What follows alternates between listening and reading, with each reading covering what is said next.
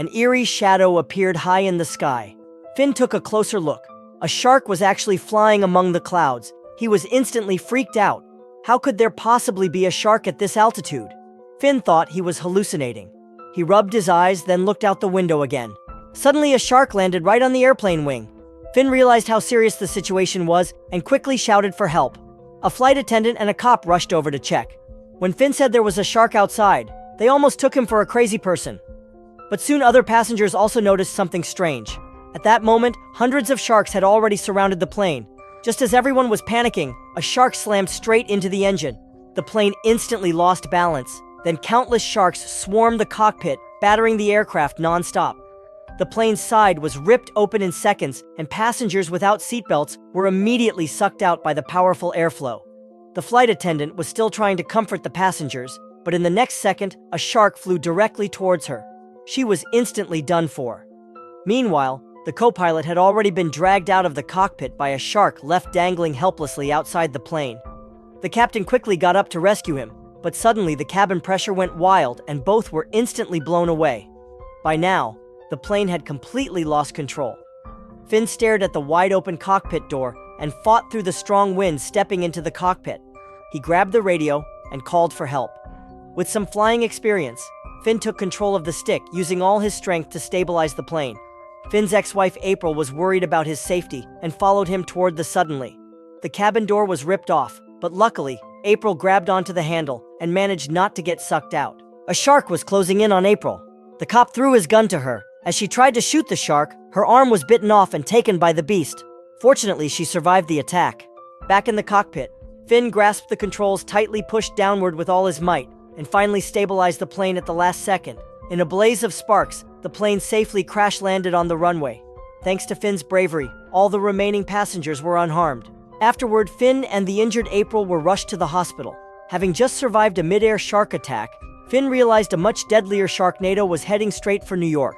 He immediately called his sister Ellen, warning her and her family to evacuate the city and head for higher ground. Later, as he spoke to reporters, he warned everyone that a disaster was coming. But clearly no one believed a word he said. Finn's sister Ellen and her daughter Maura were on a boat admiring the Statue of Liberty. Suddenly, a shark leapt out of the water and clamped down on a tourist's head. Seeing this, Ellen quickly pulled out a stun baton and zapped the shark with a jolt of electricity. The powerful current instantly fried the shark, but their poor friend was already beyond saving. At the same time, news reports announced that a rare Sharknado had formed at the edge of the city, bringing countless sharks hurtling toward New York at incredible speed.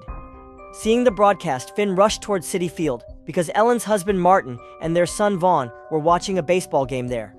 When Finn arrived, he urged them to escape immediately, but no one took him seriously.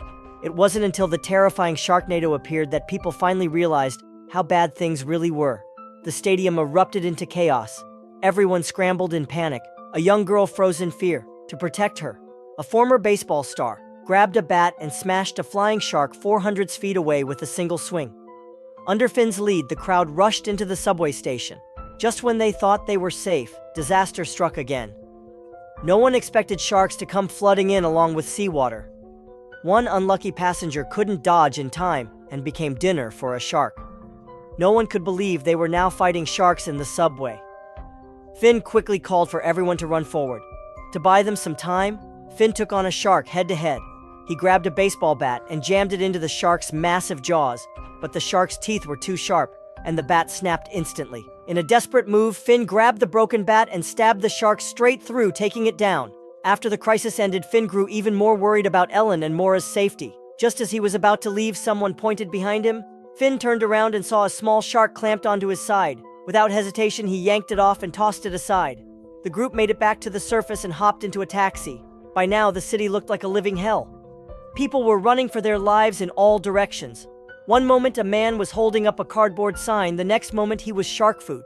Another man ignored others' warning and ran back to grab a fallen suitcase, only to be crushed by the collapsing Statue of Liberty. Meanwhile, the news kept broadcasting weather updates, urging everyone to evacuate immediately. But Finn, desperate to find Ellen and Maura, told the group to gather any weapons they could find to fight the sharks. Finn headed to a pizza shop to ask an old friend for supplies. Just then, a shark crashed through the ceiling, but luckily, his friend reacted quickly. Together, they took down the shark. The group armed themselves and regrouped, ready to head toward the top of the Empire State Building.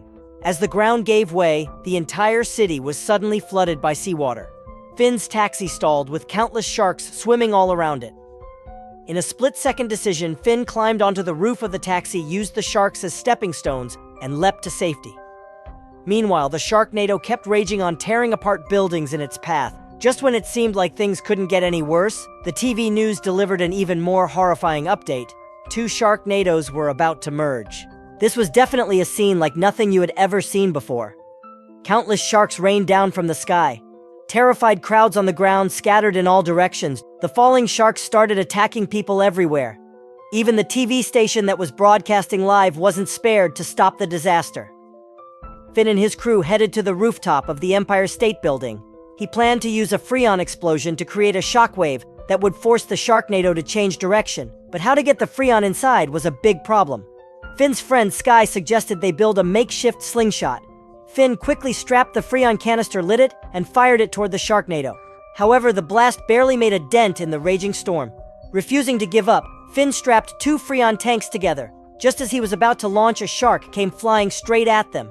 Sky swiftly drew her sword and sliced the shark clean in half. With another explosion of Freon, the Sharknado finally started to weaken. Massive numbers of sharks were blown apart, falling to the ground like flaming meteors. Seeing that the crisis wasn't over yet, Finn grabbed Sky and rushed back into the building. But the power system had been destroyed. They had no choice but to take the stairs. Then they ran into Ellen and her family, who had come looking for Finn. Suddenly, a flaming shark burst into the hallway. Everyone turned and bolted downstairs. Another shark blocked their path, and in the critical moment, Finn ripped a fire axe off the wall and took the shark down with a single blow. He then hacked open the door lock, making sure everyone escaped safely. Before leaving, he turned back and killed another shark that leaped out from the flooded stairwell. Soon Finn found the mayor. The mayor begged Finn to step up and save the city for the safety of his family.